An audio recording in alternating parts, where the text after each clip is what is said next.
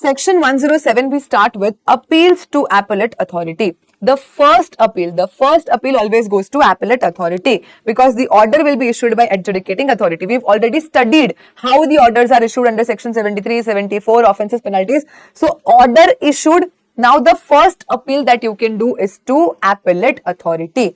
Now there can be two situations possible. Either I am aggrieved or the department is aggrieved. Either I am aggrieved or the department is aggrieved. Ma'am, how can department be aggrieved? Department is the only person issuing the adjudicating authority order. No. Let's say your mother told you, yes, you can go on a trip. Let's assume your mom told you, okay, fine, no problem, bacha, you can go on the trip. And now steps in your elder sister or your elder brother who was at his or her time not allowed to go on a trip. He, for you, is also an officer, yes, another officer.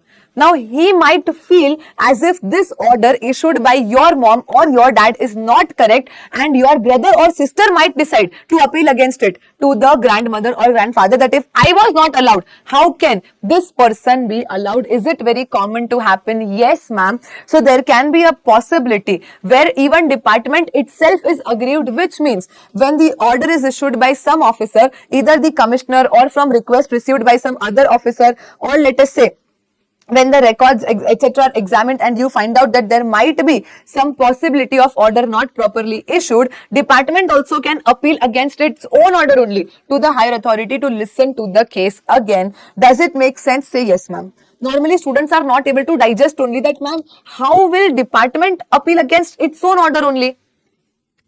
Does it make sense? How? Yes, ma'am. So first we understand case number A, which says that when we as taxpayers are aggrieved. What happened? Ma'am, I am not satisfied with the order issued by the adjudicating authority. No problem. You can go and file an appeal against the decision or order given by the adjudicating authority. Under this act, what is the time limit? Within 3 months. Normally, the date on which the order is communicated to you, again important, there could be the date of issue and communication, which are two separate dates. See, as of now, mostly everything is electronic only, so 99% of the times it is the same date only. However, there's a possibility that the order is issued today but communicated to you tomorrow or day after tomorrow. You have to start calculating the 3 months time limit from the day on which you are communicated with the order. Right, ma'am. So, the day on which I as taxpayer receive the communication of order from the adjudicating authority within 3 months from there, or if I have a genuine reason to explain, 1 month continuation of delay is also possible. I have to go and file the appeal to the appellate authority. Right. Now listen to me very, very, very carefully. This is not important, but this can be confusing for you. Hence, you are required to pay attention. Otherwise, on less important thing, unnecessarily, you will be wasting your time to understand. So, listen to me. If you understand this in one go, you are sorted. I have to appeal against adjudicating authority to appellate authority. We are saying, always, you have to file this appeal electronically only on the GST portal. Form number APL01. To file appeal against the order of adjudicating authority to appellate authority, there's an online form electronically available to you, that is GST APL. APL is Appeal 01 that I have to file. Always, normally. But ma'am, there can be a possibility where commissioner or the officer notifies otherwise, or let us say the order that I am trying to appeal against is not available only on the common portal. How can I appeal against an order electronically? Let us say today officer issued me with an order. That order has to be uploaded online on the portal electronically. Yes. Then against that order, by giving reference, I can make appeal electronically. Let's say my officer only did not issue me with an electronic order. It could be some earlier cases. It could be any possibility, which happens rarely, but still it's a possibility that officer is issuing me a manual order. The order is not available only on the portal electronically. Then how can I appeal against it electronically? So, two possibilities. When the officer himself notifies, or when the order is not available only electronically, I am allowed to file a manual appeal also. This electronically amendment came to very recently, 1.5 year back only. Earlier it was simply written, you are required to file appeal. The law language was not clear whether I have to file appeal electronically or I have to file appeal manually. It was simply written, appeal has to be filed within 3+1 month. Now they have made it very clear that you have to file appeal within 3+1 month by electronic means only. Manual will be allowed only in 2 situations. Now, when you are filing manual appeal, as soon as you file APL 01, a provisional acknowledgement is issued to you. Provisional acknowledgement, they are waiting for something yet it's not final. Okay, ma'am. Within 7 days of provisional acknowledgement, see, understand, because the order is not available online on the portal, you will have to give a copy of the order to the appellate authority. No, that see, this is the order issued by adjudicating authority. This is the order against which I am trying to appeal. So yes, you will have to at least submit a certified copy of the original order that you are appealing against, right, ma'am? So they are saying that within 7 days of the provisional acknowledgement, you please submit the copy of the original order against which you are trying to appeal. If you do so within 7 days, you will be issued with a final acknowledgement. However, your date of filing appeal will be considered as this date only when you had initially filed APL 01 if you give the copy within 7 days. If I am giving the copy of original order after 7 days, of provisional acknowledgement, then the day on which I actually give the copy will be considered as the date of filing my appeal. This is very similar to registration. The day on which I become liable, if I give within 13 days, this is the effective date. After 30 days, when I get the IC, that becomes the effective date. Same concept applies here. If within 7 days of provisional acknowledgement, I give the copy, then the final acknowledgement, even if issued later, it will be effective from the original provisional acknowledgement date only. But if I give the certified copy after 7 days of provisional acknowledgement, then the day on which I actually receive the final acknowledgement, I actually give the copy, that will be considered as the date of my filing appeal. Are you understanding this? Yes, ma'am. But no problem in electronic. Why? Because the copy of order that I am appealing against is already available on the common portal. That is how I am appealing against. So there is no need to give any certified copy. No. So simply the day on which I file my application, that is only the provisional acknowledgement date. That is only the final acknowledgement date, and my appeal is filed. Tell me you understood, yes or no? So we are saying that you have to submit APL 01 electronically and provisional acknowledgement will be issued to you immediately. A certified copy of decision order appealed against within 7 days you have to give, and then final acknowledgement is issued to you.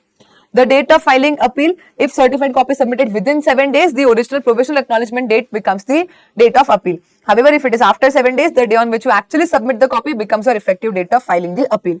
But certified copy has to be submitted only when the decision has been passed manually. Decision is not uploaded on the common portal, it is not available on common portal, then only you have to give this certified copy. No. If it is already there on the common portal, no sense of giving the certified copy again. Officer can also see on the portal just like how you can see.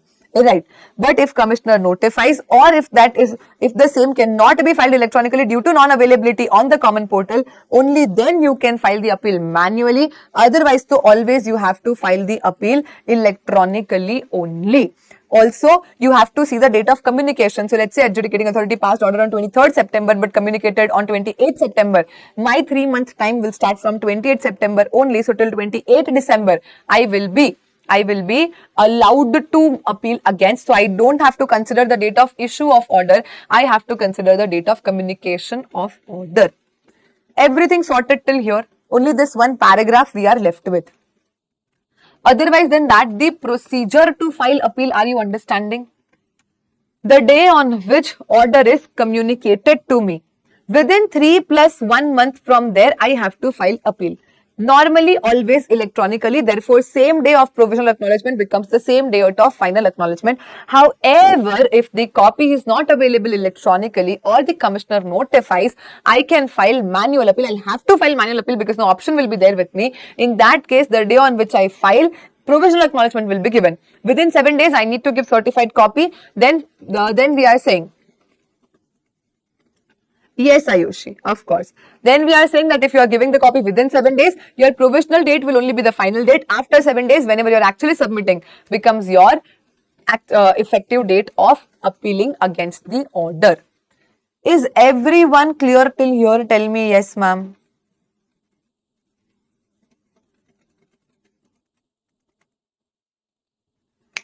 Everyone clear till here? Bolo na.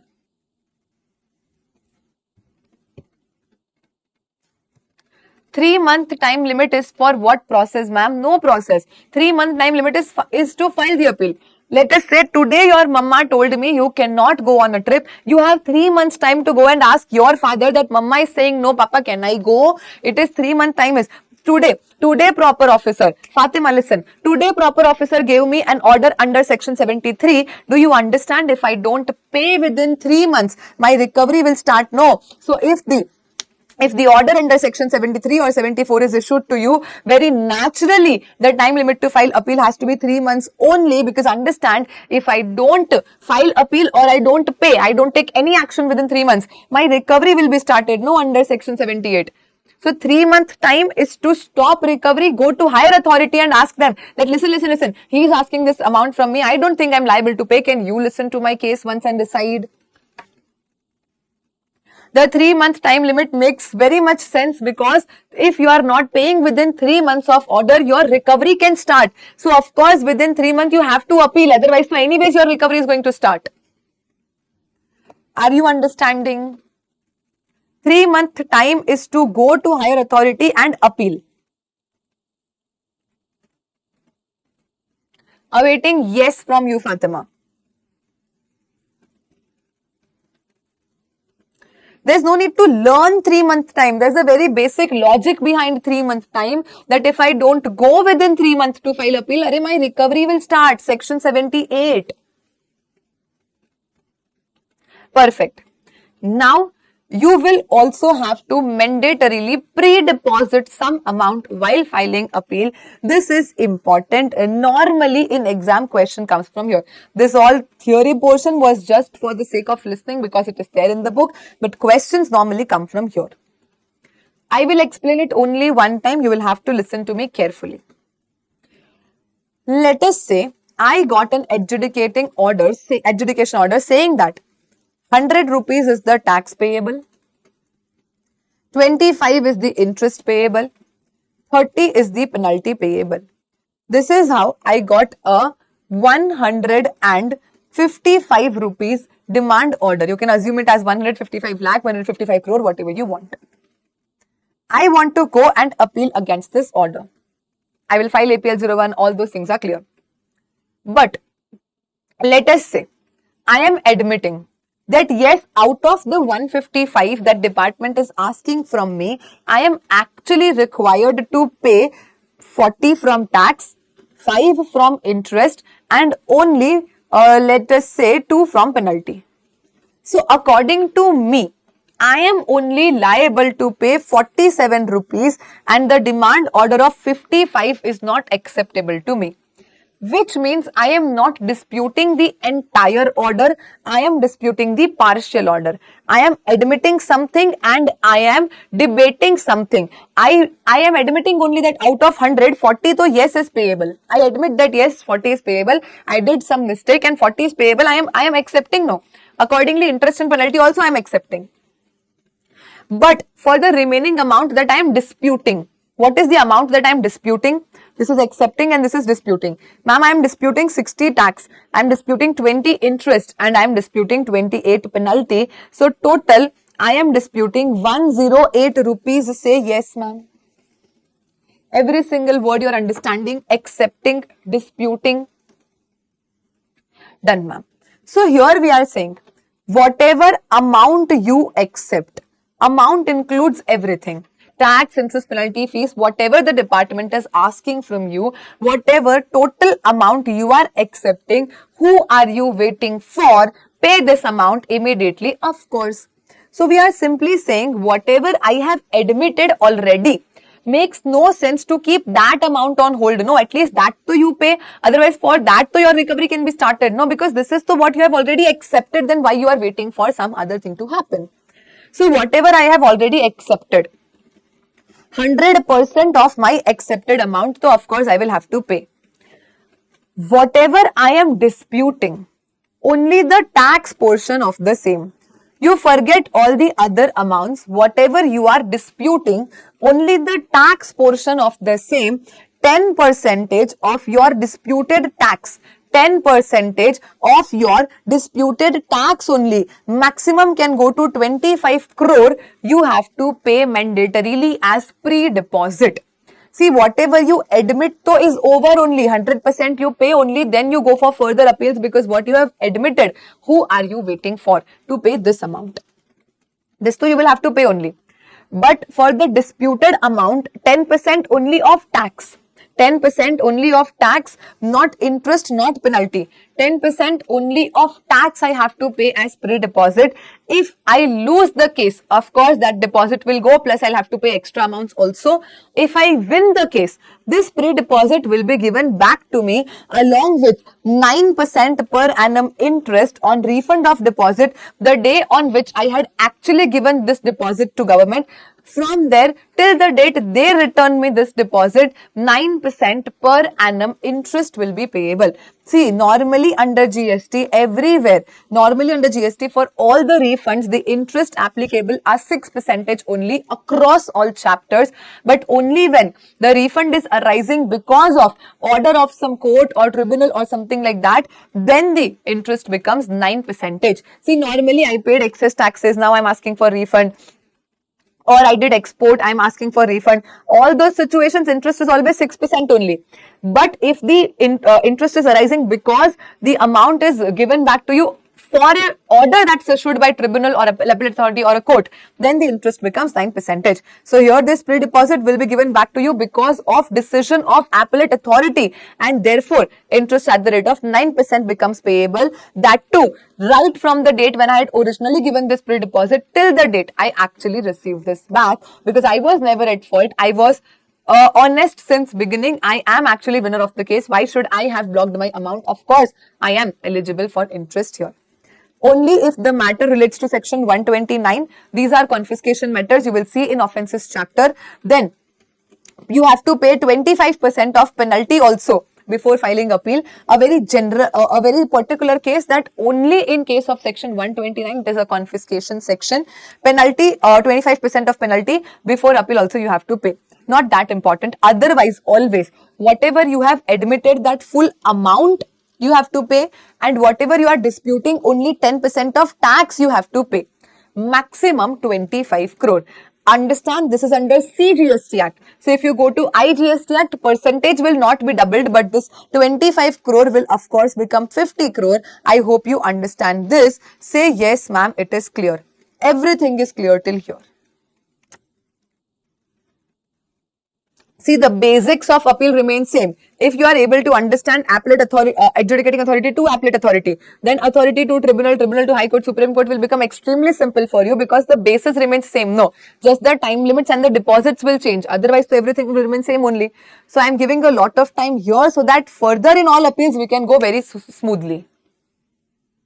So now we talk about appeal by department, that is review application. Of course, pre-deposit will not be required here.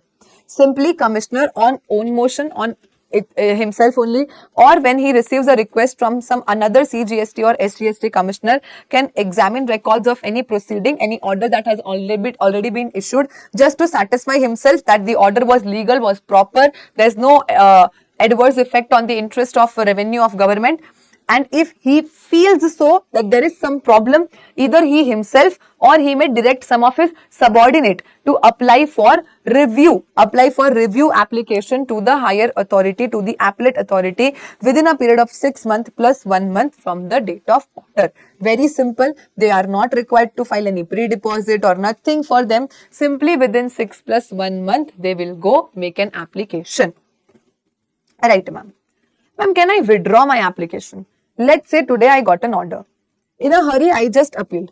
And then I realized that no, I am going to lose on this appeal only. It will unnecessarily include my time as well as expenses and plus hassle. I don't want to file this appeal. It's okay. I'll just pay 5-6 crore and free myself. I don't want to get into litigation. So is it possible for me to withdraw an appeal once already filed? The answer is yes.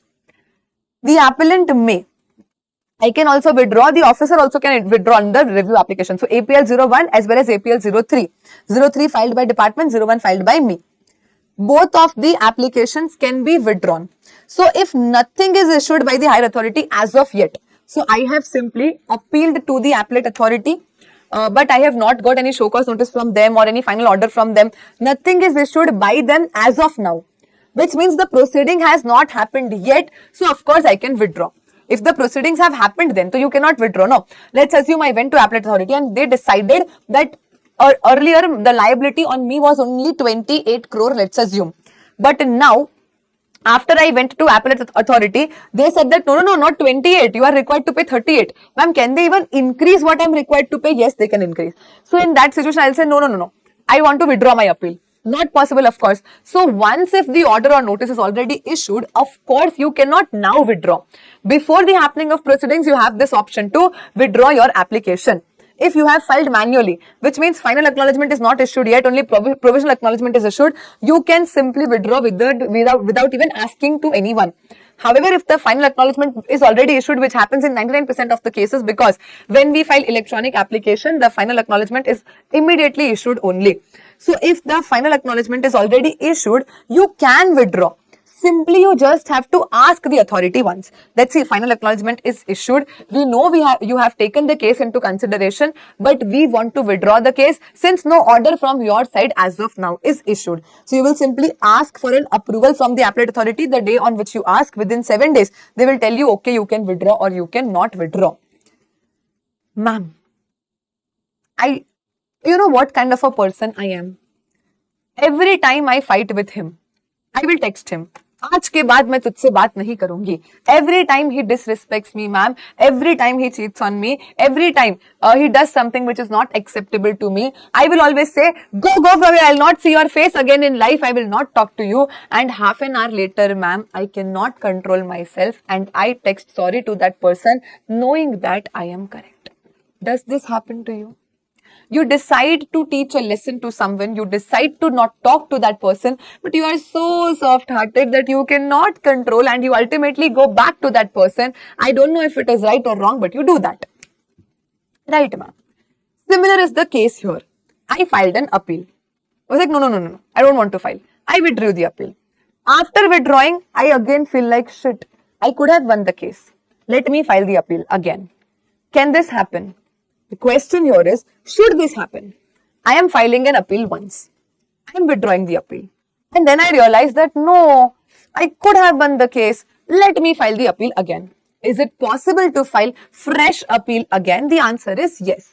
However, in the original time limit only. So today I received the order of adjudicating authority within 3 months time. Within the original 3 months time, I can apply, I can withdraw, I can appeal, I can withdraw as many times as I want, but has to be within 3 months. It is not like once I apply then withdraw, I get a fresh 3 month time again. The answer is no here. So if you want to file any fresh appeal again, no problem, you can file, but it has to be under the original time limit only. They will not give you any extra time just because you decided to file, withdraw.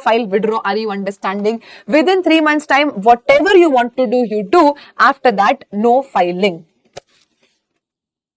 Perfect. Tell me, is it perfect? Yes, ma'am. Then this is all very simple and time pass. The appeal process followed by the appellate authority. Anyone follows the normal process only, that they give you principles. They follow the principles of natural justice. Ma'am, it is a natural justice that has to happen to everyone in life, that once in lifetime, once as a teenager, we should be allowed to go to Goa with our friends to explore life. That's a separate thing. I was not given this natural justice. Have you already got this natural justice? Ma'am, we don't know. After 12th, all my friends went on a Goa trip. I was not allowed. After college, all my friends went on a track. I was not allowed. So that was not a principal justice followed with me. Was it followed with you? Tell me, have you been on a only friends trip alone? Yes, ma'am. Then principles of natural justice are followed with you, which simply means it's a trick to remember that anytime your case is being heard by appellate authority, they will have to allow you to permit some additional grounds. They will have to listen to you what extra you want to say. They will have to give you opportunity of being heard. Let's say you are sick, you met with an accident, you are not able to show up on the date of hearing. At least maximum 3 adjournments can also given to you. After that, if after 3 adjournments you are not allowed, if you are not coming, then the decision can be given in the favor of the opposite person. But at least 3 adjournments, has to be given. Mr. Goa, Joshua is like, ma'am, I am to living in natural justice. I to live in Goa only. People dream of going there. Now that was a craze earlier, which I think is now reduced. When we used to be in school, there was this craze that everyone in life once want to go to Goa with friends. But now that has become so expensive and all this stuff that people prefer to go to like Thailand or Philippines and again come back rather than going to Goa. So the craze has definitely reduced. But yeah, we being of that generation where we wanted to go to Goa all the time with our friends when we were in the school, this example remains very relevant to me. And therefore, it's a natural justice. It's a natural justice that additional grounds should be permitted, opportunity of being heard should be given while hearing the case, and maximum 3 adjournments can also be provided. Right, ma'am. Appellate authority can make also further inquiry and pass an order, which is known as order in appeal, which may confirm, modify or annul the decision. Either the appellate authority can confirm that whatever adjudicating authority has said is 100% true, no change in order, or they can modify slightly, they can reduce the amount, increase the amount, or they can even cancel the decision fully, annul the decision that no such amount is payable, what rubbish order this is, cancel it. They can do anything. But they cannot refer back the case to adjudicating authority. This is what our parents do all the time. You go to your mom and ask her, can I go on a trip? She will say, go ask Papa. You go to Papa, Papa will say, go and ask your Mama. They have their personal game going on, and ultimately who suffers is us. So Mummy will tell, go ask Papa, Papa will tell, go ask Mama. And this game continues. This game cannot continue here. Okay, GST ultimately listened to us and they are saying that if I go to appellate authority has to give me a decision. They cannot refer back the case to adjudicating authority to listen to it again. No. If I go to appellate authority has to give me a decision. They cannot refer back the case to adjudicating authority. Okay, they can even increase the rigor. Oh my God, such a joke of the century. I went to appellate authority saying that, hey, order is for 100 crore. I don't think I have to pay 100 crore. According to me, only 30 crore is payable. After listening to my case, the appellate authority decides that no, 140 crore is now payable. I actually went to my mother complaining about my father, saying that Mama, he is not allowing me to go on a trip with friends, and rather than listening to me and allowing me to go on a trip with friends, my mama decided I will not even be allowed to go on a birthday party of my friend now onwards because I don't have sense of talking, let us assume. So I actually went to complain. I actually went to seek some remedy. But on the contrary, the appellate authority decided to increase my rigor. Earlier, I was not just allowed to go to trip. Now, let's assume I'm not even allowed to go on a birthday party of my close friend. This is simple example of they can even increase the rigor after listening to your case. Okay. Ma'am, let us assume. Chalo. Let's continue. Ayushi wrote something very nice here, but I'll ignore it. Then, can increase the rigor of order after opportunity of being heard. Then, pass speaking order. What is the meaning of speaking order? You have to always give reasons. Mom, is appellate authority just opposite to our parents? Hey, come on, this is all joke, huh? Of course, we respect our parents. Whatever they do for us is ultimately correct is what now I realize. This is all just for fun, just so that you are able to remember things. Is the justice followed by appellate authority exactly opposite to parents? Yes, ma'am. It is allowing us to go to Goa. Okay. It is not playing games with us by referring back here and there. Very nice. They can also increase the rigor here without reason. Okay, let's say you asked your father, Papa, can I have 1,000 rupees? He said no. Why? No. My wish, my choice, my life, my rules, my money. Like, but why? I genuinely need. No. Are a reason. I don't want to give. This appellate authority cannot do.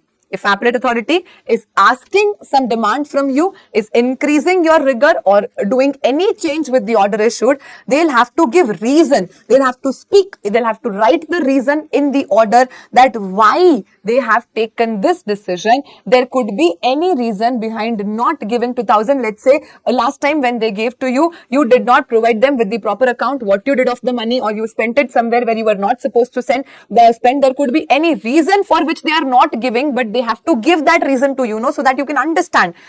Rather than, or let's say on the contrary, they decide to simply tell you, my life, my rules, my money, hey, I'll not give you. What you will do? Nothing you can do, no? So here, this is not allowed. They will have to pass a speaking order. Okay. Advisory time limit. Advisory time limit means government says that we are advising the appellate authority to issue an order in 1 year from the date on which they get the order. If there is any period of stay, you please exclude it. What is period of stay? So if the court stays the proceeding or due to any other reason the proceedings were stayed for some time, that extra time separately. Otherwise than that, normally within 1 year you issue the order. This is not a mandatory law time limit. This is an advisory time limit, which means even if they don't follow, which they practically do not follow actually, no problem. Nobody is going to ask why. They will say, you just advised us. No, our choice. We don't want to listen to advice. Works perfectly. They should strive. They should try that the appeal decision is given within 1 year. Even if they are not able to, no problem at all. The order has to be ultimately communicated to the appellant, to the respondent, and to the original adjudicating authority also. Let us say an order is issued by additional commissioner or joint commissioner, who I will go to for filing appeal. I'll go to commissioner of appeals. If the original adjudicating order is issued by a deputy commissioner, assistant commissioner, superintendent, I will go to any officer, at least joint commissioner or above in the appeals department. This is entire appeal proceeding when you want to go against adjudicating authority to appellate authority. Now we study a concept which is known as revision. See, let's understand. Department has 6 months time in hand to appeal against the order of adjudicating authority to appellate authority. What if 6 months are already elapsed, but now department finds out that some order was issued erroneously, or it was prejudicial to government revenue interest, or it was not passed by considering all the facts, etc. What can they now do? Because the 6 month time or even 1 month extension time is over to appeal against the order. What to do now? Department has kept one more option open with them, which is known as revision. See, if the department files appeal, it was a review appeal, right? Review application. Review is different from revision. For review application, the department does the appeal to the appellate authority only. But here we are saying that if department is not filing an appeal within 6 months, they have an option open with them. There is an authority named as revisional authority. This revisional authority, either on own motion, or when information received from somewhere, or on the request from CGST, SGST officer, or can call or examine the records of any proceeding as in the orders that are already passed. And now, if the revisional authority finds out that the original order was issued, maybe it was erroneous, illegal, improper, material facts were not considered, or it was prejudicial to revenue interest of government, or Comptroller Auditor General of India brings something into notice, the revisional authority can immediately stay all the operations that are going on according to order of original adjudicating authority, and can now make further inquiry, call the parties, listen to them, and again pass a new order, maybe enhancing, modifying, or annulling the decision. If the original order is passed by additional commissioner, joint commissioner, the revisional authority would be principal commissioner or commissioner. If the order originally was passed by deputy commissioner, assistant commissioner, superintendent, the revisional authority would be additional commissioner or joint commissioner. Simple. What is revision, ma'am? Revision means that if department has not filed appeal within the period of 6 months given to them, they have one more way open with them to reopen your case, which is revisional authority. Now the revisional authority is going to listen to your case, make inquiries and then pass the order again. Which means, ma'am, we have been given with a 3-month time to make appeal. If we make an appeal within 3 months or 1 month extension, we can do so. If this time is gone, we cannot do anything. Yes, you cannot now file appeal because your time to file appeal is gone. Department is already given with double time, 6-month time to file appeal, and even if they are unable to file appeal in those 6 months, they still have an option open with them which is known as revisional authority. The answer is yes here. However, this is an important theory, might be asked, also can come up in MCQ. In which cases revisional authority cannot take up the case or cannot exercise the power. Point number 1, if appeal is already filed. So let us say an order by adjudicating authority is issued.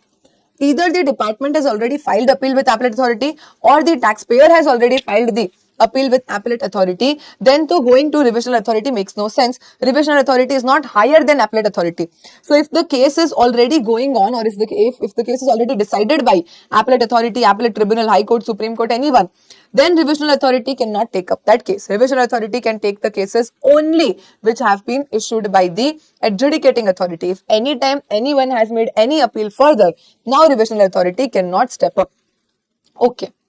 However, the proviso says that if there is a joint point, in any order and one of the matter is taken for appeal, the other point is not taken for appeal, then for the other point, revisional authority might take up the case. We will solve an example for the same. You will understand. See, ABC Private Limited manufactures product P and Q.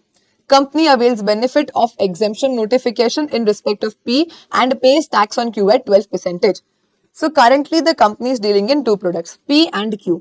For P, they are believing that P is exempt and therefore they are not paying GST only. And for Q, they are currently paying 12% GST.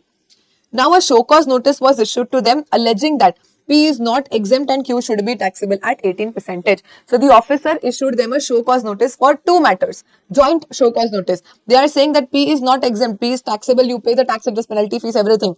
And Q is also taxable at 18%, so you pay the differential taxes, etc. This is how in a single show cause notice, 2 points were raised. We replied to the notice and then ultimately adjudicating authority concluded that okay, the rate of Q is correct only. The rate of Q 12% is correct only, but P, the exemption you have availed wrongly, and therefore they are asking a demand of 10 lakh rupees on P, and the adjudicating authority order is issued on 15 January 2021. Now company is happy with the decision of Q because the department agreed with whatever they are doing with the Q product as of now. The company would normally obviously be unhappy for product P because they are assuming P to be exempt, but department is now saying that P is taxable. So if I have to file appeal, tell me I will file appeal for which matter P or matter Q? I got a joint show cause notice saying that whatever I'm doing with P and Q is incorrect. But then after my reply and after considering everything, department finally agreed that okay, Q is correct, but P though you still have to pay 10 lakh rupees. So if now I have to file an appeal, two questions, for which matter I will file and till what date I can file appeal. Ma'am, because you are not happy with the order of P, of course you will file the appeal for P. So company filed an appeal on 16 February. Is it okay? Yes, ma'am, because I as taxpayer can file appeal within 3 months. So 15 Jan, 15 Feb, 15 March till 15 April, I was eligible to file the appeal. I filed it in February only. So this is on time. Perfect. Now the adjudicating authority passed order in favor of the company only on 31st October 2021. So on 31st October 2021, the company won the case. And the appellate authority decided that okay, whatever you are doing with P is correct only, it is exempt, no problem. Perfect, ma'am. So because the matter of P is already taken for appeal, decided in appeal, now revision of P cannot be done. But Q was also an attached matter in the same order, same show cause notice. Can the department do revision for order with respect to Q? The answer is yes. Department, even though initially agreed that okay, whatever you are doing for Q is correct only, and later on they realized that no, it was not correct. If it is within 6 months, they can file appeal against the order. If it is after 6 months, then one option they have open with them, which is to again do the revision of order of Q, because P is now taken for appeal, decided in appeal. For P, though, you cannot do any revision, but for Q, yes, revision is possible. Ma'am, what is the time limit? See, the normal time limit says that whenever the original adjudication order comes, till 6 months, so you have to do appeal only. So till 6 months, revision is not possible. After 6 months, you can do revision. Till what time, ma'am? From the original order till 3 years, any time your case can be taken up for revision. What we are saying, revisional authority cannot exercise the power if period of 6 months is not expired, which means till 6 months, so you cannot do revision because you have an option of appeal open with you. And if period of 3 years is already expired, after that also revision cannot be done, which means my adjudication order remains open for revision for a period of 2 years and 6 months. That is exactly 6 months after the date of adjudication order till 3 years from the date of adjudication order. Any time revision for any adjudication order can be done. Okay, ma'am. But here we are saying that when there is a connected matter and one of the matter is taken for appeal, when there is a connected matter and one of the matter is taken for appeal, then for the matter that is not taken for appeal, you can do revision. What will be the time limit, ma'am? Original adjudication order 15 Jan 2021. 3 years from here I can take. So it would be 22, 23, 24 till 15 Jan 2024, or listen to me, for the connected matter that we have taken for appeal, what is the date when that appeal is decided? 1 year from there. So the connected matter P was taken for appeal and the decision was given on 31st October 21. So 1 year from here would be 31st October 2022. Whichever is later I will take, which means till 15 Jan 2024. Department can take the matter of Q for revision any time that they want. Are you understanding this? Say yes, ma'am. If appeal is already filed, that matter cannot go for revision. But if for one show cause notice for one order, there are 2 or more connected matters in it, 1 or 2 matters are taken for appeal, those cannot be taken for revision, but the other matters in the same order can be taken up for revision. What is the time limit? Ma'am, normal time limit to always is after 6 months, before 3 years from the adjudication order. That will to apply only. But if any connected matter is taken for appeal, then when is that connected matter decided? From there 1 year also you have to see, and then whichever is later, that becomes my final last time to take the matter for revision by department.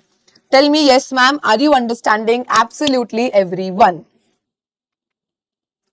Whenever you are calculating this 3 years period, of course, you have to exclude stay period. If there's any stay order issued by court or tribunal, anything, you have to exclude that stay period, means that much time extra you will get. Or if a similar nature of case is already pending. So what department does a lot of time? Let's say there's a case lying with adjudicating authority or a revisional authority, and the same case is going on in appellate authority or appellate tribunal also. We can wait for that higher authority to issue the order, so that we can take help of that order in deciding. So if there is some another proceeding of same nature going on pending, whatever is the period spent for the order of that similar nature of proceeding, we can wait, and that period will be excluded from 3 years, means 3 years plus that extra time you will get that you were waiting for the decision to come from appellate when the case went from tribunal to high court, or when the case went from high court to Supreme Court. Okay ma'am, stay period excluded, this is not that relevant or important. Understood this and this. Then we are saying that if your order was already taken up for revision at some earlier stage, then also you cannot, the department cannot take it for revision again. Now it might be possible that the case was taken for revision, it was decided, means a revisional order was issued. Then to for a revisional order, department cannot do revision again. It is also possible that the order was taken for revision, but it was not revised. Then also you cannot again take it for revision. So if it was taken for revision at any earlier stage, might be revised, might not be revised, but if it was taken up for revision, you will not take it up for revision again. And for a revisional order, so always never revision again can be possible. Okay. Let's say a taxpayer is served with an adjudication order on 25 May 2021. Chalo. 25 May 2021, original adjudication order is issued. Let's assume there is only one matter in this, no connected matter involved. What is the period between which department can take it for revision? Tell me.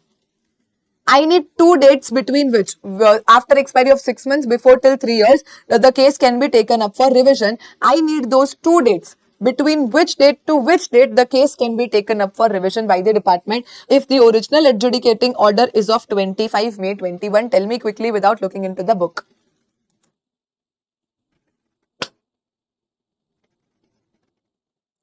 Chalo. Ravi, Fatima, Manichand, Joshua.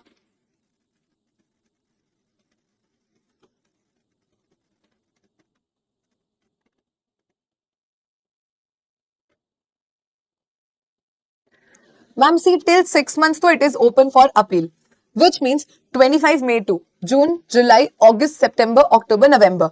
Till 25 November, so the case will be open for appeal only. So from 26 November 21, I can say that revision can be possible till we have to see 3 years. So 3 years from here would be 2022, 23 and 24, which means 25 May 2024. From this date to this date, any time my case can be taken up for revision, not before this and not after this also. Is everything absolutely clear to everyone? Say yes, ma'am.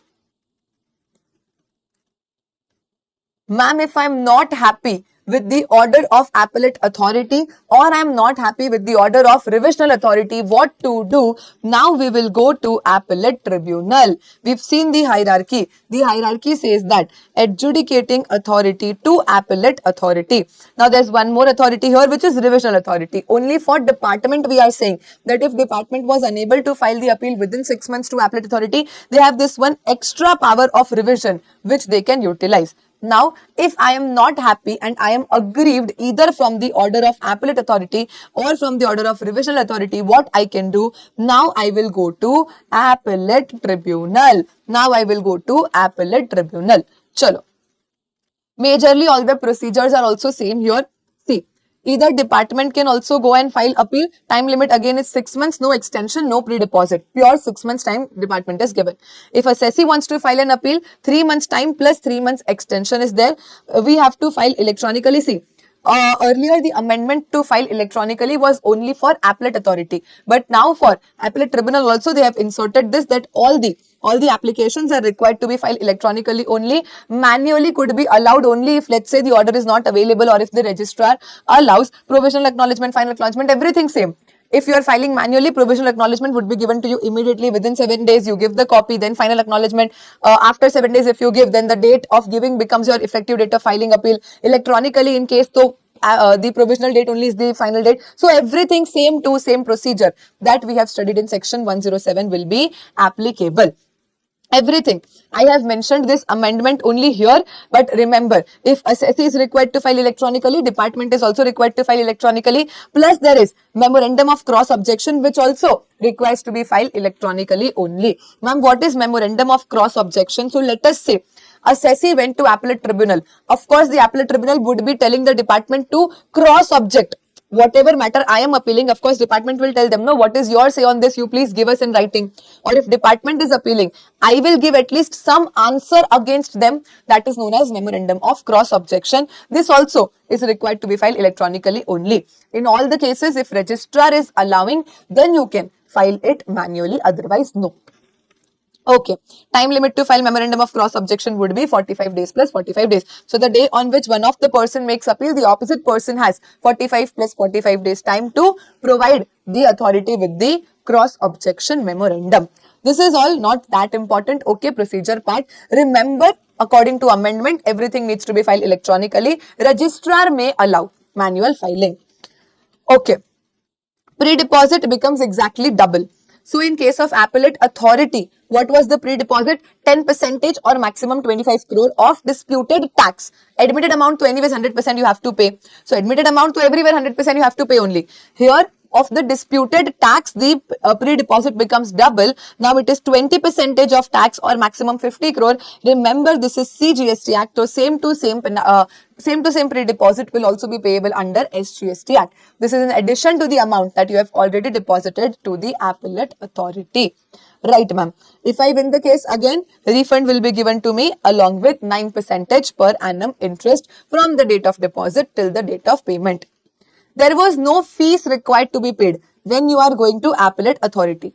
But now when you are going to appellate tribunal, you have to pay a fees also.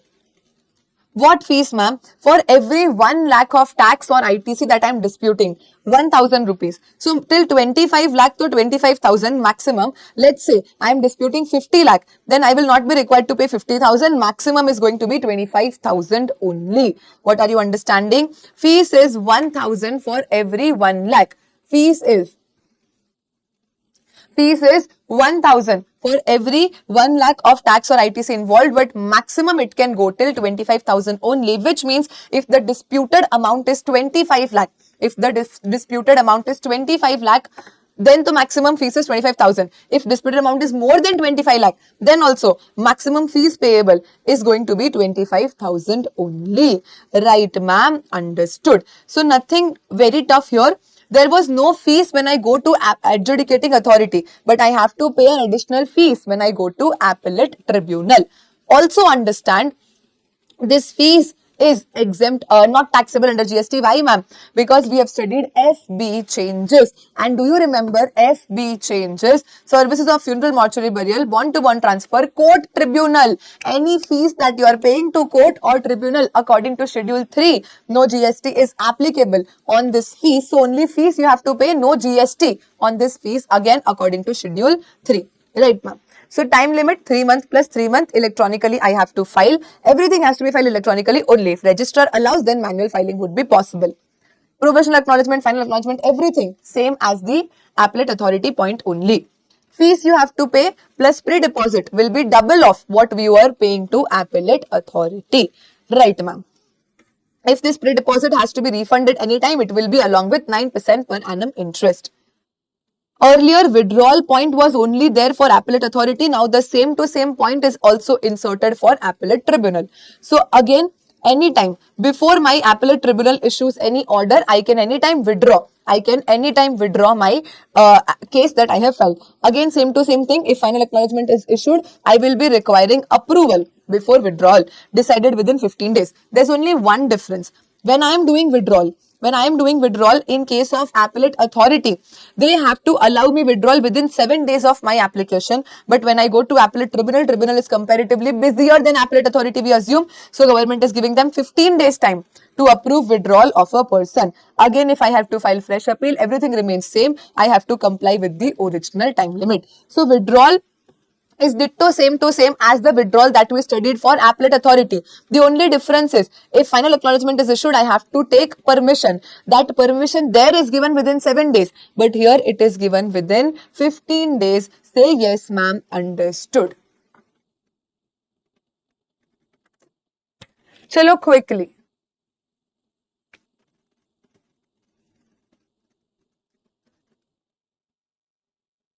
High chances of question coming from here because of amendments.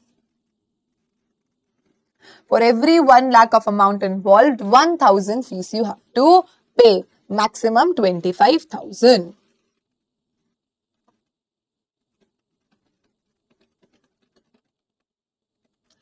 Oh yes, also minimum fees is 5,000. Yes. So if ma'am, my matter relates only, if let's say the case that I'm appealing against is only for 3 lakh rupees, it comes as 3,000, no. Still minimum fees of 5,000, so I have to pay. Sorry, I skipped on this point. Minimum fees is 5,000 and maximum fees is 25,000. So if the tax that I'm disputing is less than 5 lakh rupees, then also at least 5,000 I have to pay. And if the tax that I'm disputing is more than 25 lakh, then also maximum 25,000 only I'll be required to pay.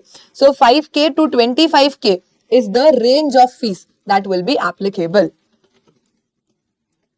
Clear? Withdrawal Nothing new, same as appellate authority, only 15 days and 7 days is the difference. Memorandum of cross objection, okay, rest everything is similar. Now we will be going to appellate tribunal. Earlier, appellate tribunal only used to listen to the appeals that would come against appellate authority, but now government has empowered appellate tribunal to also hear the cases with respect to anti-profiteering provisions.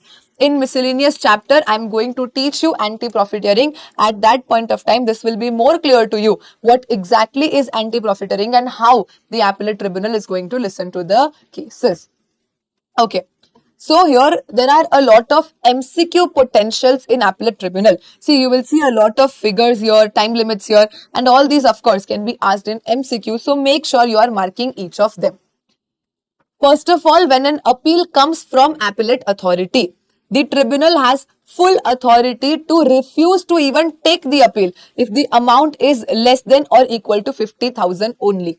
Appellate tribunal is saying that I am so busy that for small up to 50,000 rupees amount cases, I believe appellate authority is competent enough to give the decisions. Why to come to me? It is not that they will always refuse. Understand? It is also possible that your case is only for 10,000.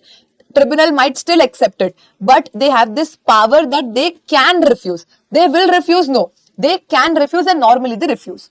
Okay. So if the case that is coming for appeal is only up to basically less than equal to 50,000, the tribunal can say that whatever appellate authority has said is final. I am not going to accept your appeal. Again, there is advisory time limit of 1 year. In appellate authority also there was advisory time limit only. They are encouraged to give you the order within 1 year, but if they are not giving, no problem, nobody is going to catch them. Again, they can pass the order, either they can confirm, modify or annul the decision given by the lower authority. Here, they can also refer back the case.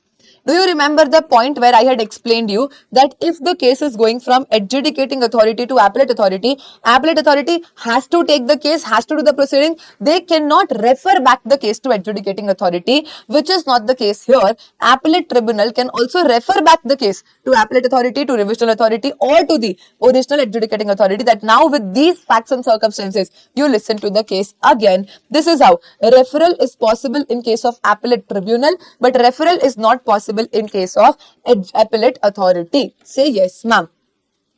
So what they are saying is, if you go to your mom cannot tell that go to papa and ask. If you go to papa cannot say that you go to mom and ask. They will to give decision. If you go to your, let's say, grandparents, talk with them. Your grandparents might call your parents and say that, hey, listen, now with these facts, you listen to your kid again.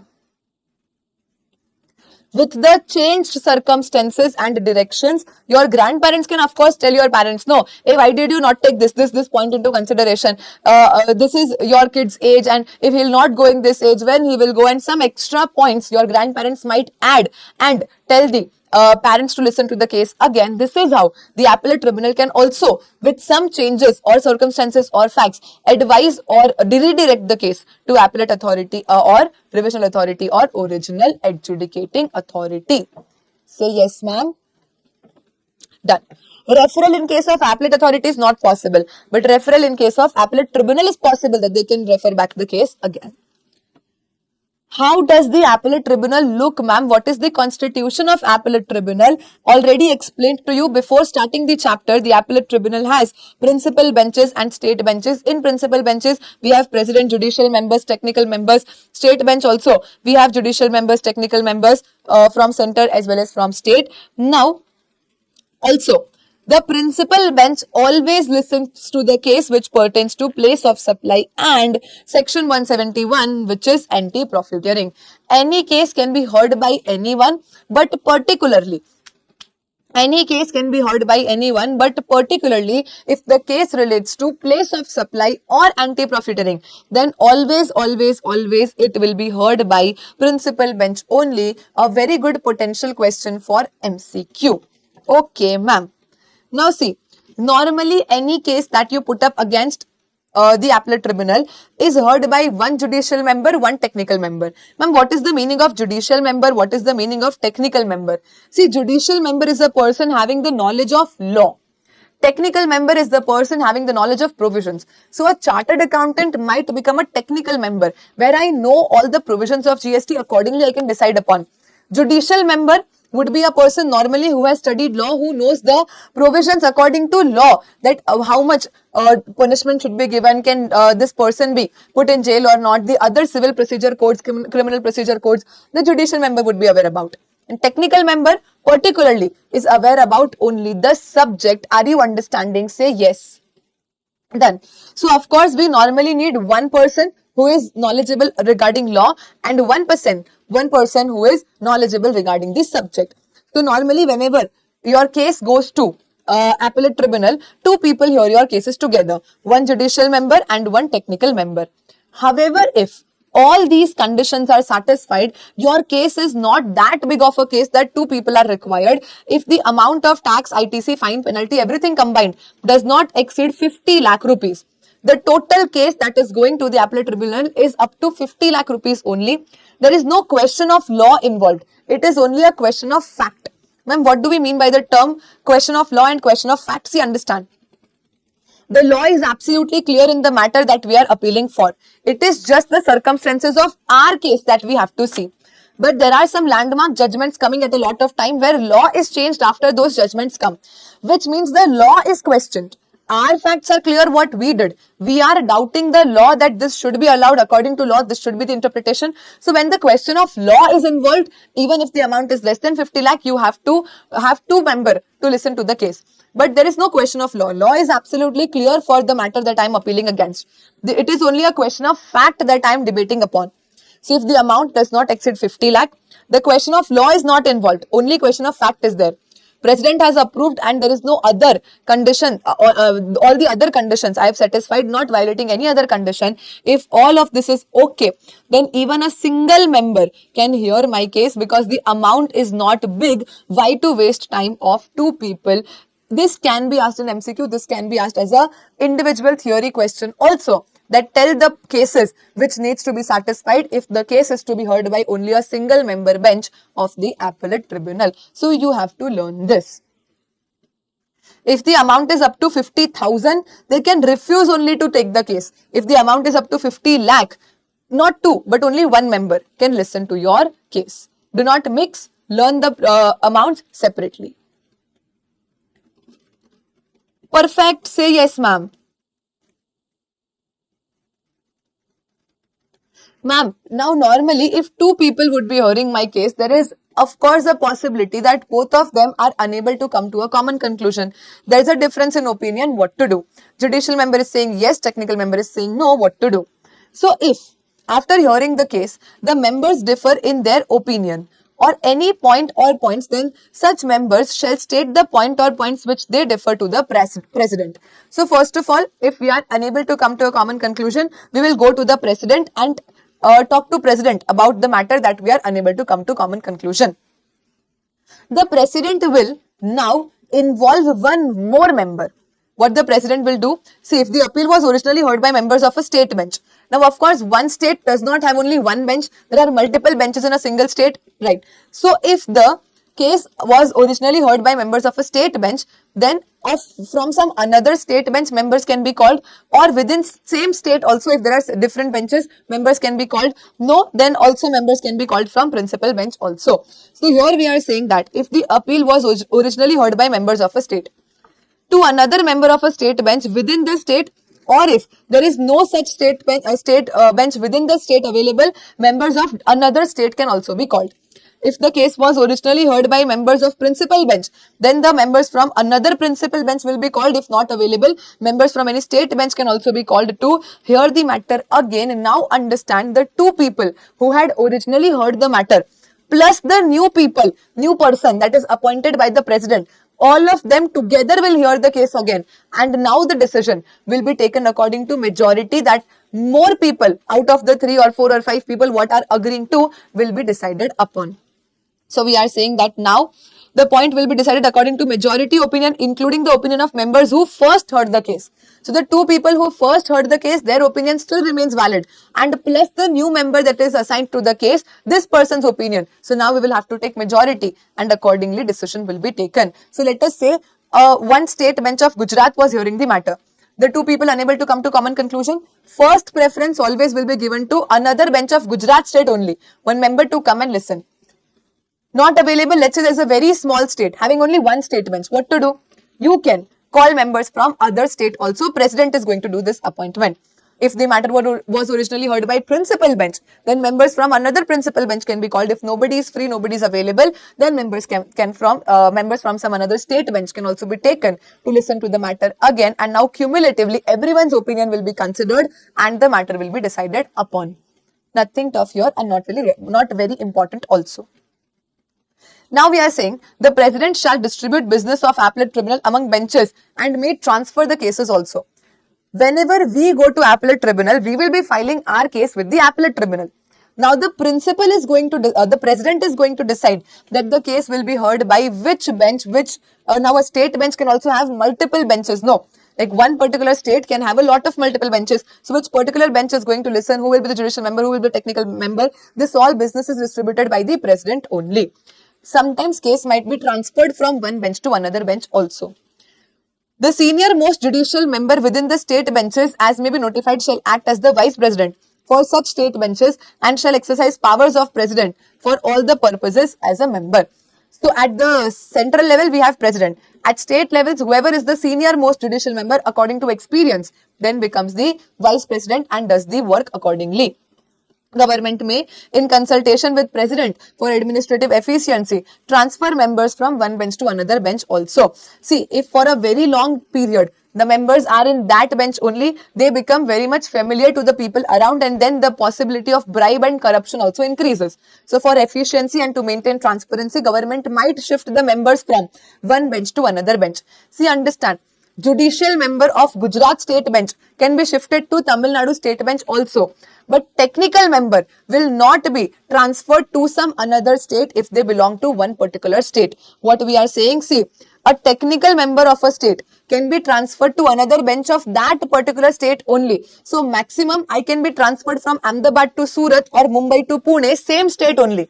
Judicial member can be transferred anywhere across India, but technical member can be transferred to one state bench, from one state bench to another state bench, but in the same state only. Say yes, ma'am, understood. Everything has to be in consultation with government. So the president of the bench with government will decide which member to be transferred where. Judicial members can be transferred anywhere. Principal bench anyways is for center only, so they can be transferred anywhere. But technical member of state bench can only be transferred to the same state, another bench. Clear? Clear to everyone? Say yes, ma'am. What are we studying? We are studying appeals and revisions. For any order issued by adjudicating authority, either you or department can go to appellate authority. You have 3 months time, department has 6 months time. If your 3 months time is gone, other than 1 month extension, you cannot do anything. But if 6 plus 1 month of department are gone, they have one more option open with them, which is revision authority. Now, against the order of appellate authority or revision authority, I can go to appellate tribunal, which has principal bench and state bench. All the matters for place of supply and anti-profiteering compulsorily will always go to principal bench only. Other matters, the president decide who will be listening to which case. President only distributes the business. He can transfer the members. He can even transfer the case from one bench to another bench. If the two people are unable to come to a common conclusion, a third person will be involved by the president and all of them together will then give their opinions. Up to 50,000, they can refuse to take the case, and up to 50 lakh, only one member can be eligible to listen to your case if there is no question of law involved, president is okay and all the other conditions are satisfied. President exercises the powers of financial administrative powers over the appellate tribunal. Now there are these also section 110 etc. there in the law, but ICAI has not made it applicable for your examination.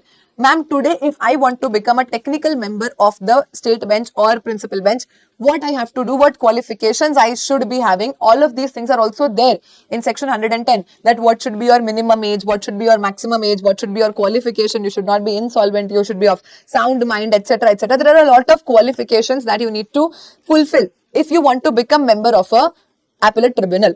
However, all those qualifications, etc., are not in our syllabus. We don't have to study. Just for your knowledge purpose, I've written that it is there. If you want to read, you can go to Bare Law and read.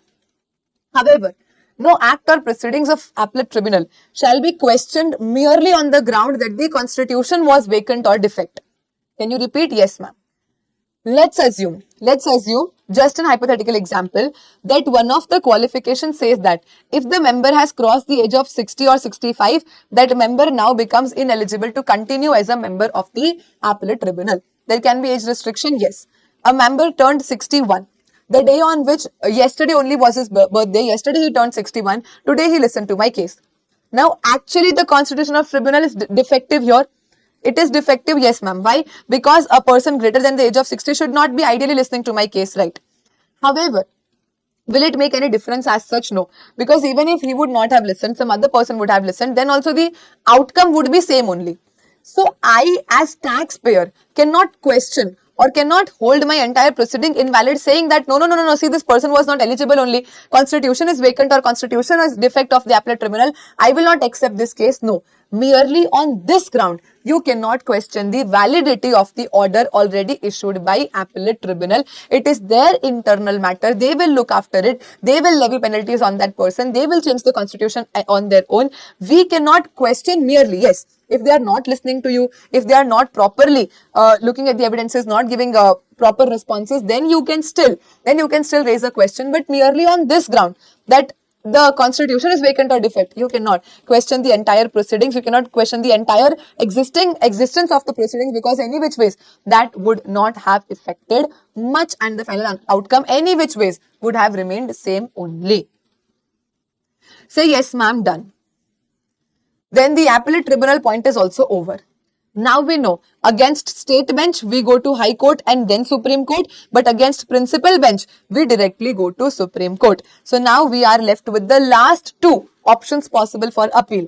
Adjudicating authority to appellate authority, appellate authority to appellate tribunal. Tribunal has principal bench, state bench. Place of supply and anti-profiteering always goes to principal bench only. Now, from principal bench, direct Supreme Court, but from state bench, first High Court and then Supreme Court. Is this point absolutely clear? Say yes, ma'am. Then the High Court point simply says that the case will be admitted only if there is a question of law. For the question of fact in GST, appellate tribunal is the highest authority where you can go. If there is a question of law involved, then you can go to High Court or Supreme Court later. Time limit within 180 days plus extension. There is no time limit. High Court can admit your case anytime if they feel comfortable and you have a reason to explain for delay. Code of Civil Procedures apply. At least 2 or more judges will be hearing your cases, and 100% pre-deposit you have to pay. Now, whatever you are disputing, 100% pre-deposit you have to pay. Right. Now, only if the High Court certifies that the case is fit to go to Supreme Court, then only Supreme Court will take your case. Otherwise also, High Court remains the highest authority where you can go even for question of law. If High Court feels that there is still some room for debate, then High Court will certify that, okay, this case is fit to go to Supreme Court, you can go. Otherwise, no. It's from principal bench, so you can directly go to Supreme Court if there is a question of law involved. Time limit as per Civil Procedure Code, 100% pre-deposit has to be paid. 180 days from the order of the state bench of the appellate tribunal, the day on which appellate tribunal gives you the order. From there, within 180 days, you will go to High Court. As much extension as you want as possible. Supreme Court, Supreme Court has its own procedures and own limits anyways. So according to that Civil Procedure Code and Supreme Court provisions, we will go to the Supreme Court.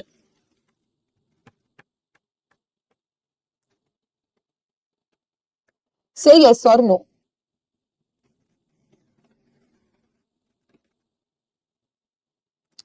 Quickly, everyone.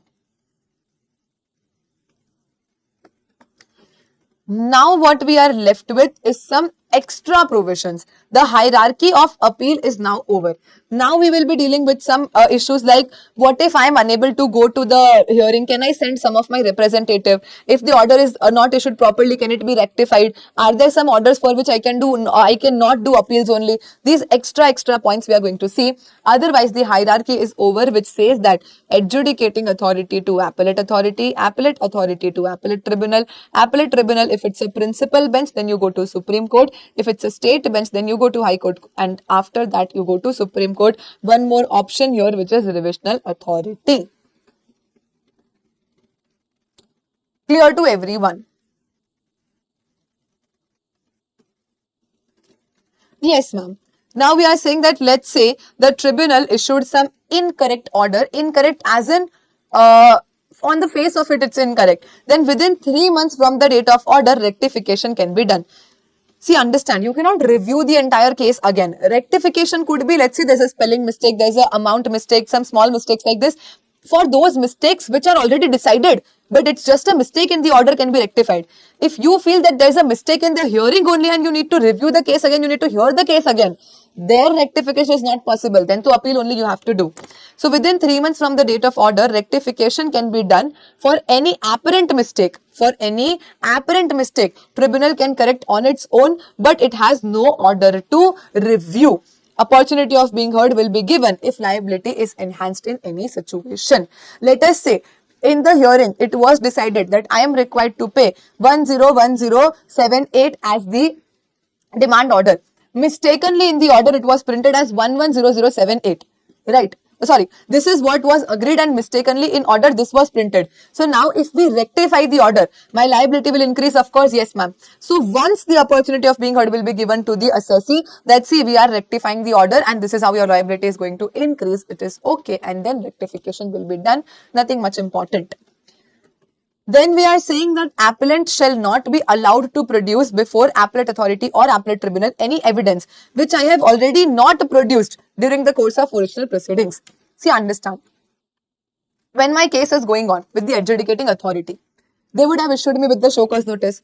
I would have replied to the show cause notice, etc., etc. Right, ma'am? Of course, if I had some evidences to produce, I would have produced at that point of time. If I have not produced, it simply means I was not having those evidences only. If I get so much of time, because 3 months, 6 months, 1 year can elapse when the matter is going with appellate authority, then the matter is going with appellate tribunal. In this time frame, a person can even create an evidence which is not true, which is false. Therefore, government says that if there is some evidence which you had provided at the time of original hearing with adjudicating authority, only those evidences will be seen and heard again when you are at appellate authority or tribunal. New evidences which you had not produced at that point of time will not be acceptable by us also, because what is the authenticity of the same. However, understand, ma'am, I had provided the evidence at that point of time also, but the authority did not take my evidence only.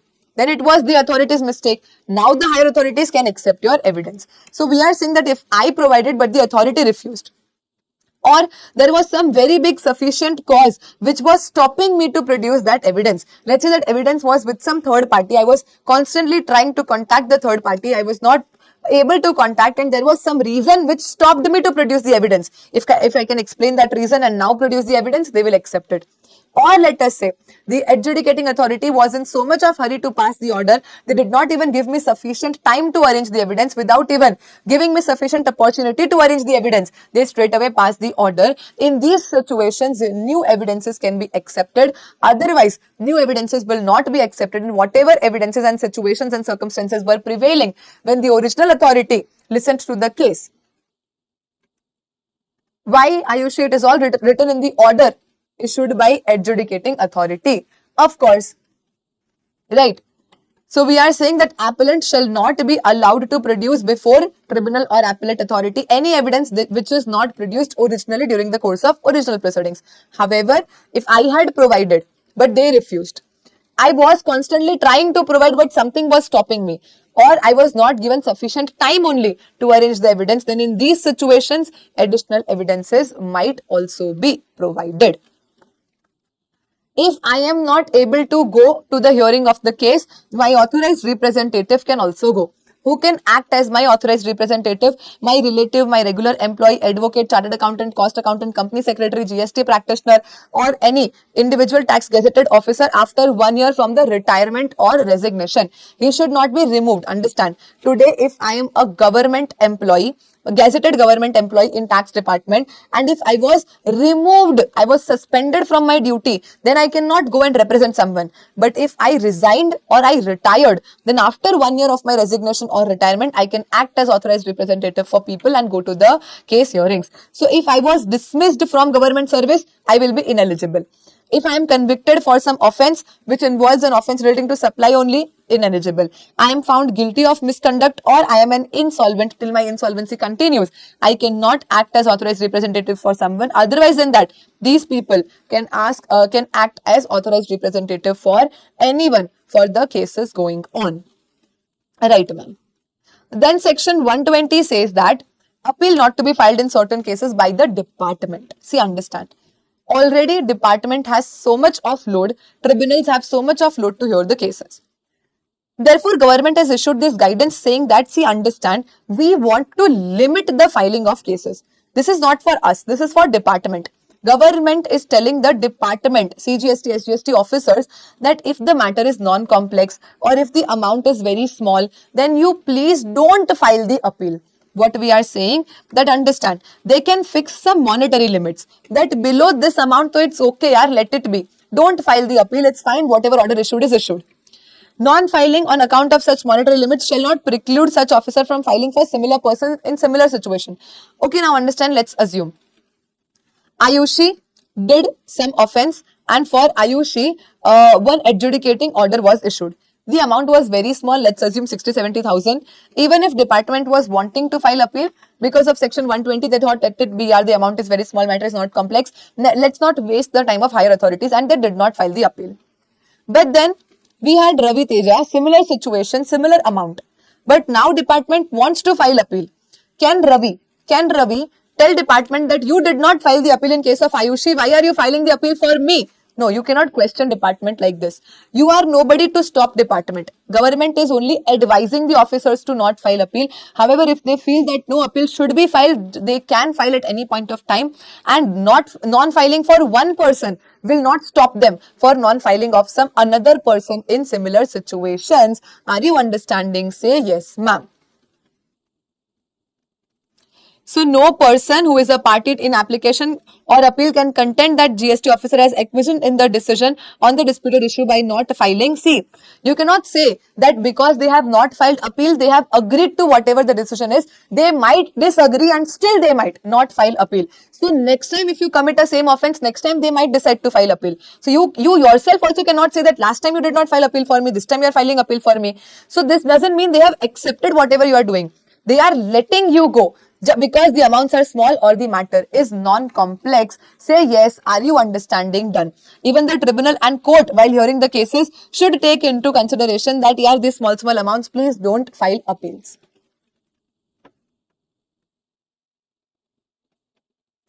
Yes.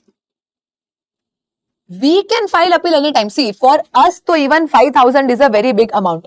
Who can stop me to file appeal? Even for 5,000, I am open to go and file appeal to higher authorities. This is for department that government is saying. That department, at least you refrain. Yaar, you know we have so much of cases already going on. For small amounts, why department is debating so much? Let the order issued by adjudicating authority be accepted. It's fine. Now with amendment, government has issued here some monetary limits. To keep into mind that till this amount, it is okay if you don't file the appeal. This is amendment here.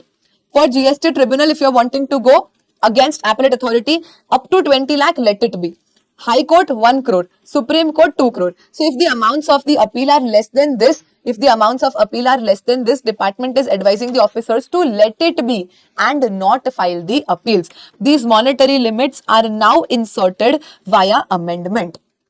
Now, there is one more circular related to this limits which is not printed in your book, because when I was making the book for your attempt, ICAI had not released the stat update or the news updated study mat till then. So I incorporated all the amendments based on my understanding what ICAI would normally include. And I skipped almost 10-15 amendments. I did not include those amendments in the book because I was certain about ICAI not incorporating them. Out of this 15, 12 or 13 amendments to ICAI has not made applicable, but there are some small 2-3 amendments which are not in the book but ICAI has made them applicable. I will inform about the same to you. You can incorporate in your book and everything will be over. Because I had asked the students at that point of time only that you want me to include everything, teach you everything, and then make you strike off whatever ICAI is not making applicable, or you want me to include less only. And whatever 2-3 extra points will be there, that we can discuss later. And majority students, even 100% students said that, ma'am, please don't teach extra. You teach us whatever you feel will be applicable. And then when the modules are issued, we can reconcile. And if there are some small 2-3 amendments missed out, we can incorporate them later. Here is one circular out of those 2-3 things. That while considering this limit, what extra things we have to keep in mind? I was thinking that ICAI will not take because it's not that important, but ICAI decided to incorporate it in the module. So we will also study. This amendment PDF is already shared on the Telegram channel. I will add this on your drive link also. All these amendments are already there in your book. This appeals and revisions part you come once. See here, this amendment is already there in your book. This one page is not printed in your book. You can take a separate printout for the same. I thought only limits would be taken, so I incorporated only 20 lakh, 1 crore and 2 crore. Now what they have done is, for which kind of dispute and what exact amount, what things we have to take into consideration to see the limits, etc., is some additional circular being issued here. Once we complete the chapter, I'll bring you to this clarification also. Once let's complete section 121 also. So from book, the entire chapter is over. Then I will take you to this clarification now inserted by government via amendment. So monetary limits they have fixed 20 lakh, 1 crore, 1 crore. Now you would be having some doubts. Ma'am, is this 20 lakh only tax? Is this 20 lakh tax plus late fees plus penalty? Is this only under CGST, IGST? So these small doubts could be there, which government has clarified from via this clarification. So we are saying that if the dispute pertains to tax with, without penalty or interest, this 20 lakh, 1 crore or 2 crore that we are talking about is not only tax. It is everything, including CGST, SGST, IGST, UTGST, tax plus interest, everything. Total we have to check, and then if the amount is up to 21 or 2, we are not going to file appeal. So similarly, all these things are notified here. Give me 5 minutes. I'll clear to these things also. Please make sure to take a printout of this one page and attach in your book version 5.0. Okay, ma'am. This was for department section 120. Now for us, there is section 121 which says that against these 4 orders, you as taxpayer will not be allowed to file appeal for these 4 orders issued by adjudicating authority. If the order for prosecution is already sanctioned, then I cannot appeal against the same. Now the court will do the prosecution. If I have to go to jail, I have to go to jail. Order under section 80. What was section 80, ma'am? 2 installments of 10. 2 installments of 10, section 80. So let us say I wanted to get installment facility, but the officer denied me installment facility. I cannot go and file appeal for the same. I have to pay the tax, Department is telling you no for installment. You cannot file appeal simply for this matter, that they are not allowing me to pay in installment. It is absolutely their wish. Then T is, if your order is, your proceeding is transferred from one officer to another. Let us say you have a very good relation with officer A. Higher officer gets to know, the other some authority gets to know, and they transfer your case from this officer to another officer. What problem you have? He is also officer, he is also officer. Just for the sake of your transfer of case, you cannot file an appeal that no, I want this officer only to listen to my case. Makes no sense, absolutely. And last is, if your books of accounts are seized or retained, no need to file appeal, because any which ways, we have seen in the chapter of inspection that they will not keep your books for a long period of time. Even if they have seized your books, as soon as their work is over, whatever documents they want from your book, they will take, and they will anyways return your books only. So why to waste time? Go and file appeal. So we are saying you go fall in pits. You go fall in pits for these 4 kind of orders, but appeal is not possible. Order sanctioning prosecution, installment under section 80, transfer of case from one officer to another officer, and order for seizure or retention of your register, accounts, books or other documents. For these 4 particular cases, you have to accept whatever order is issued. Appeal is not possible. Otherwise than this, for any order, any matter, if you are not satisfied, you can anytime go and file an appeal. So clarification regarding the monetary limits fixed by the authority. GST Tribunal, it is GST Appellate Tribunal. 20 lakh, High Court 1 crore, Supreme Court 2 crore. Now which amounts I have to take in 20 lakh, 1 crore and 2 crore. So first of all, if the matter that is disputed is for tax. Now it can be only tax, it can be tax plus interest plus penalty, with interest, without interest, with penalty, without penalty. But whenever tax is involved, I only have to see the tax that is disputed. Total. CGST, SGST, IGST, everything total till 20 lakh, 1 crore or 2 crore I will see. Which means, ma'am, without interest, without penalty, yes. If it is only tax, then you see only tax. If it is tax with or without interest or with or without penalty, you but still have to see only the amount of aggregate tax and dispute that is involved. Now, this will include CGST, SGST, UTGST, IGST, compensation cess, everything. It will not include interest and penalty here. But ma'am, the matter that I am disputing is not for tax. The matter that I am disputing is only for interest, only for penalty, only for late fees. What to do? Then you see that amount of interest, penalty or late fees. So we are saying that if the appeal is without tax, if the appeal is without tax for other amounts, that is, let's say interest, penalty, late fees, without involving tax, then you take all these amounts. If it is for interest, you take total of interest. It should be less than 20 lakh, 1 crore, 2 crore. If it is for penalty, for late fees, or if it is interest plus penalty plus late fees without tax, then you can take these amounts, and these amounts should be less than 20 lakh, 1 crore or 2 crore. Then officer will not file the appeal. However, if it is tax plus any of this amount, then only tax I have to see in the dispute to determine the monetary limit. If it is for refund, whatever refund amount is involved, including CSIGST, that amount I have to check. If it is up to 20 lakh, 1 crore, 2 crore, it is okay. The department should refrain from filing the appeals. Are you understanding? Say yes, ma'am. So the monetary limit shall be applied on the disputed amount of tax, interest, penalty, late fees, as the case may be, for which you are filing the appeal. On only the disputed amount. Let us say that the entire order is for 100 crore rupees. But what we are disputing is only 20 crore. I have to see 20 crore and apply the limits accordingly. So I don't have to see the amount of full order. I only have to see the amount that I am disputing. And for that disputed amount, 20 lakh, 1 crore or 2 crore limit is going to be applicable. Okay, ma'am. In a composite order which disposes more than one appeal or demand notices. Now, of course, it is possible that a single case is disposing the matters in respect of 2 or 3 show cause notices or orders. Ma'am, do I have to apply the monetary limits separately, or the monetary limits shall be combined for all the orders? The answer is I have to take a total. In this particular composite order, if 2 or more demand notices or orders are involved for which decision is given, I have to take total of tax, interest, penalty, late fees, everything as the case may be, on the amount total, not on individual orders. I don't have to then see the individual show cause notices or orders. If they are all combined and decided together only, so now they become one case only. So total only I have to take for all and apply the limits accordingly. Right, ma'am.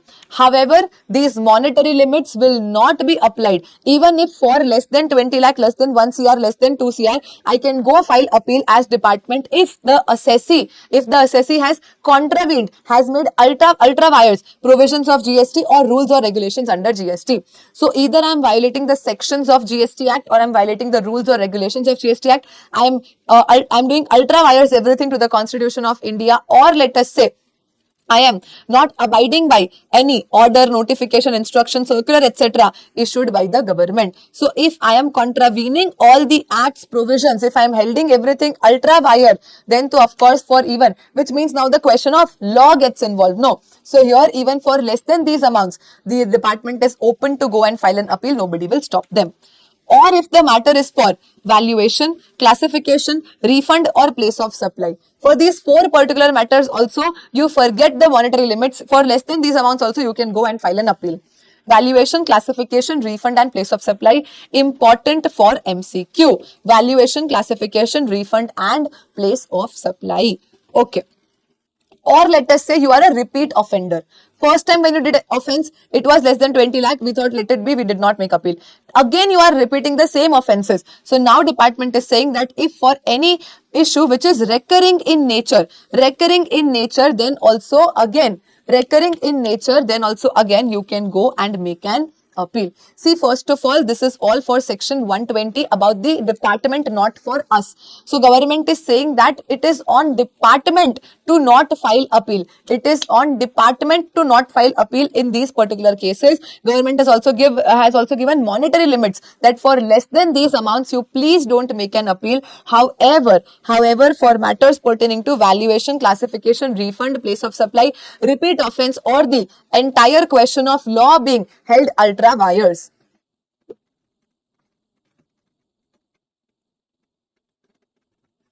Done, ma'am. Chalo.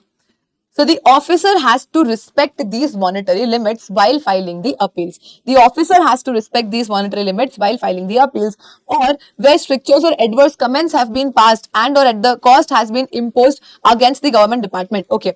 Now here we are saying that any order which is issued by appellate tribunal, let's say, is against the department. What we are saying, the order is against the department. Some of the officer is held guilty. Some of the government department or officers are questioned and costs are imposed on them. Then even for less than this amount, they might decide to go and file appeal. What we are saying, if you are trying to recover more taxes from the taxpayer, then you don't file the appeal for these small amounts. But if the authority has questioned the officer only, the authority says that this officer is incorrect, the officer, why he will not file appeal? Of course, he will go and file appeal for even less than this amount. So if the government department or officers are kept in question, or the officers are kept against the adverse comments, then they can of course go and file appeal for even less than this amount. Understood, ma'am? And then we are saying that if there is any case where the officer thinks, now this we have left it open on the officer's own point of view. Ayushi, your doubt here, if the officer feels that it is important, it is necessary, I should file appeal even if the amount is less, it is important in interest of revenue or justice, then the officer might decide to still go and file appeal. Otherwise, normally he will always have to respect these time limits, make a total and decide what the matter is, and then take a decision whether to file the appeal or not. And of course, again, non-filing for one person shall not preclude the officer to file the appeal for another person in similar situation where there are questions of law being involved or the monetary limit is exceeding. Say yes, understood. Any other case or cases where officer thinks fit, officer can still go appeal. Otherwise, normally always they are going to follow all these provisions and monetary limits. But for valuation, classification, refund and place of supply and a repeat offense, it's okay even if they are not complying with the monetary limits. Done and clear to everyone.